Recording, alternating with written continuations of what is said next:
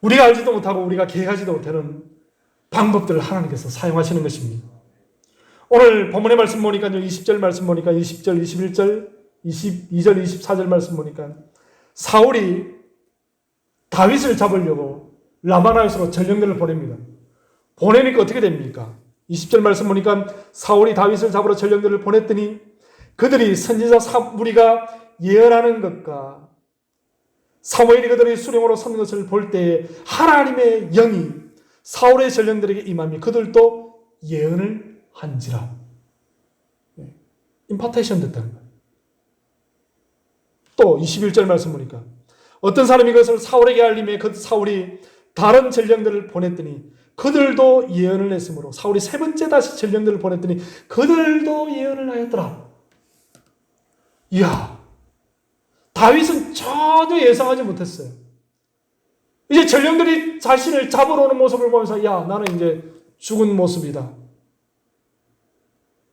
나는 이제 어떻게 해야 될지 모르겠어. 그런데 전령들이 올 때마다 예언을 하면서 선지자들이 예언하는 모습을 보면서 자기들도 예언하면서 그들이 온 목적이 다윗을 잡으러 왔는데 다윗은 안 잡고 예언을 하고 그냥 가버리는 거예요. 아마 예언의 내용이 아마 그런 것일 것입니다. 우리 행간의 의미를 볼 때 다윗을 잡아가면 안 돼.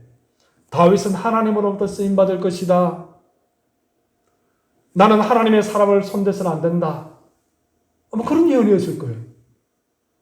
다윗을 잡으러 왔는데 그들의 목적을 달성하지도 않고 그들의 목적이 무엇인지도 인지하지 못하고 다시 돌아가는 거예요. 심지어 사울왕도 그렇습니다. 23절 24절 말씀 보니까 사울이 라마나에서로 가니라. 왜 갔습니까? 다윗을 잡으러 갔죠. 다윗을 잡아 죽이려고요. 하나님의 영이 그에게도 임하시니 그가 라마나에서 이르기까지 걸어가며 예언을 하였으며 예언을 했다는 거예요. 어떤 예언을 했겠습니까?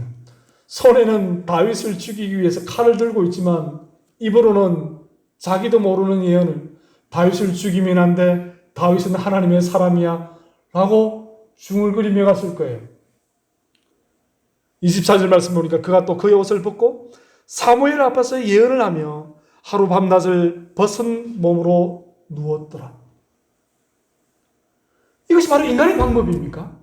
인간이 예상한 방법입니까? 아니에요. 하나님께서 일하심을 우리가 기대할 때에 하나님께서는 우리가 알지 못하는 놀라운 일들로 우리가 생각하지 못했던 방법으로 하나님께서 일을 하시는 거예요. 다윗을 살리시는 것이죠. 다윗의 생명을 연장시키시는 것입니다. 우리는 요시야 사건 이야기를 여러분 잘 압니다. 요시야 왕 여러분 아시죠? 열왕기하 11장 말씀 보니까요. 요시야 왕의 할아버지 요사밧이 누구랑 사돈을 맺습니까? 북이스라엘 아하방과 사돈을 맺죠. 그래서 여호람, 그의 아들 여호람이 아합의 아들 이세벨의 딸인 아달랴와 결혼합니다. 이 아달랴와 결혼했는데 이 여호람의 아들인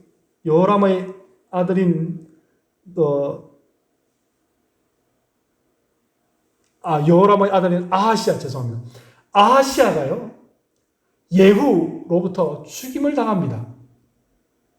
그래서 그 정권이 권력이 어디로 넘어갔냐면 그의 어머니인 아달랴로 넘어가죠. 이 아달랴가 어떤 사람입니까? 천하의 악녀죠. 이세벨에 버금가는 사람입니다. 모든 종교의식을 없애면서 심지어 바알의 종교를 국교로 세워버립니다. 그런데 재밌는 것은요, 이 아하스의 아들인 요시야가 있었습니다. 요시야는요, 아달랴가 모든 왕자들을 다 죽이려고 죽이는데 여호세바라는 자기 고모가 요시야 돌로 지나지 않은 그 아기를 포대기에 안고 어디로 도망갑니까? 성전으로 도망가요. 성전으로. 성전으로 도망가서 6년 동안 이 요시야를 키웁니다. 그런데 그때 제사장이 누굽니까? 여호야다예요. 여호야다. 요시야 7년째에 이 여호야다가 요시야를 왕으로 세우고 그의 할머니였던 아달랴를 죽여버립니다. 천하의 악녀였던 하나님의 성전을 더럽혔던 그 요시야를 통하여서 하나님께서 다시 한 번 더 성전 개혁이 일어나게 하고 다시 한 번 더 다윗의 씨가 끊어질 뻔했던 그 아슬아슬한 그 상황을 요시야를 다시 회복시킴으로 인해서 그 불씨를 씨앗을 이어나가는 것을 보게 되죠. 아주 드라마틱한 그런 사건입니다. 도저히 일어날 수 없는 일이었죠. 아달랴가 모든 왕족을 다윗 가문의 피를 다 죽여버렸기 때문에. 그런데 여러분 역대상 말씀 보니까요, 이 요세바와 고모인 요시야의 왕의 고모인 요세바와 당시 대제사장이었던 여호야다가 부부였다는 거예요. 보니까요. 부부가 그 합동작전을 펴가지고 그 일을 했다는 거예요. 열왕가에는 그 말씀이 나오지 않습니다. 역대상에만 나와요. 여러분, 우리가 성경 말씀을 보면요, 기가 막힌 방법으로 하나님께서 예수 그리스도의 계보를 이어나가시는 것을 보게 되는 거예요. 그것이 사람의 방법입니까? 우리가 계획했던 방법입니까? 아니에요. 아주 절대절명의 시간에 하나님께서 한 사람을 사용해서 인간이 계획했던, 전혀 예상하지 못한 그 방법으로 하나님의 계획들을, 하나님의 일들을 이루어 나가시는 것을 보게 됩니다. 세상은요, 이것을 우연이라고 말합니다. 어떤 사람은요, 재수라고 말합니다.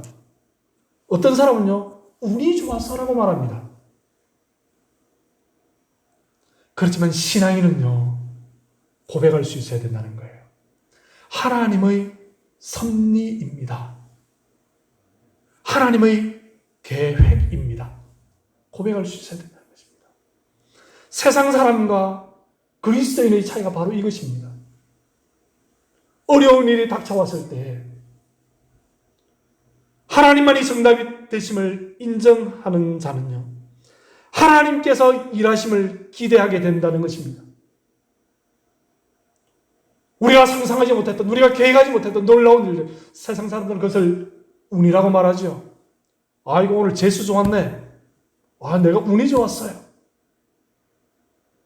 세상 사람들은 그렇게 말하지만, 그렇게 말하고 그들의 그 일들을 치유해버리고 넘어가 버리지만, 사랑하는 성도 여러분, 우리 믿는 자는요, 하나님의 섭리라는 거예요.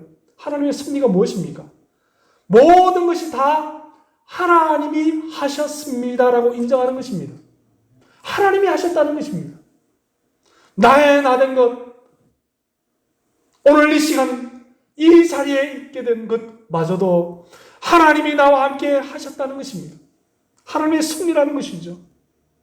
내가 호흡을 하고 내가 이제까지 살아오고 지금 살고 있는 그 자체가 하나님의 기적이 아니고는, 하나님의 섭리가 아니고는 우리가 설명할 방법이 없는 것입니다. 바로 그것이 그리스도인의 삶인 것이죠. 사랑하는 성도 여러분, 우리가 우리의 삶을 살아갈 때 위험이 다가올 때가 있습니다. 어려운 일이 있을 수가 있습니다. 심지어 대적이 우리를 넘어뜨리려고 할 때가 있습니다. 그때 사랑하는 성도 여러분, 하나님의 이름을 모독하는 자는 절대 용서하지 마시기 바랍니다. 마치 자녀가 자기 아버지를 욕하는 사람을 만났을 때에 주먹을 불끈 쥐는 것처럼 하나님만이 우리의 인생의 정답이 되시고 하나님은 우리 앞에 있는 그 어려운 위험 앞에 답이 되심을 인정하시고 하나님께서 우리가 알지 못하는 크고 놀라운 일들로 일하고 계심을 기대하시고 인정하시고 남아있는 반주간의 삶 동안 그러한 하나님의 섭리하심을 경험하며 살아가는 우리 모든 믿음의 동지들이 다 되시기를 주님의 이름으로 소망합니다.